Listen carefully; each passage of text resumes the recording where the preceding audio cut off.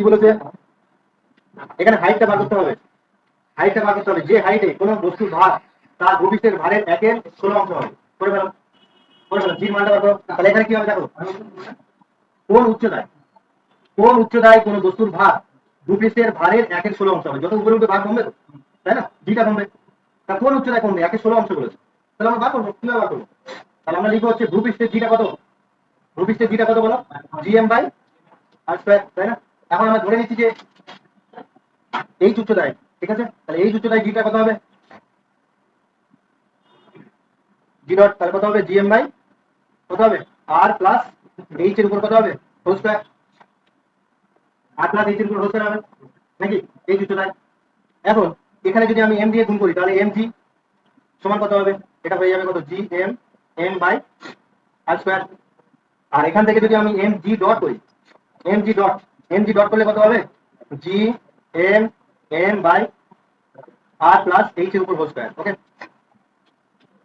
M G মানে কত লেখা যায়, এম জি মানে হলো ডব্লিউ, ঠিক আছে, ওয়েট। আর এটা কত হবে ডব্লিউ ডট, তাই না? কি হয়েছে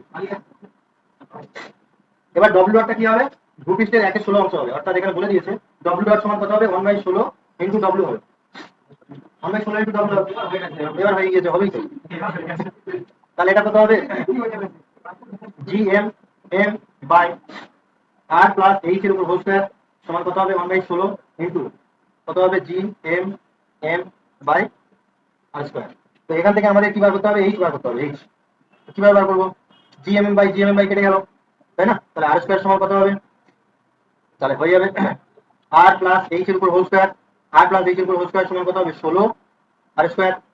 এবার দুদিকে রুট করে দিলে কত হয়ে যাবে, দুদিকে রুট করে দিলে কত হবে, এটা হবে আর প্লাস এইচ আর এটা কত হবে 4r, তাই না? তাহলে এইচ ইকুয়াল টু কত হয়ে যাবে, তাহলে এইচ সমান হয়ে যাবে কত 3r।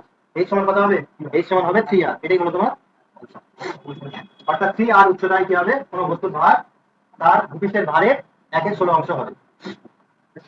ঠিক আছে, তোমরা যে সুযোগগুলো পাচ্ছ, বুঝলে, তোমরা যে সুযোগগুলো পাচ্ছ এগুলো আমরা সেভাবে পাই।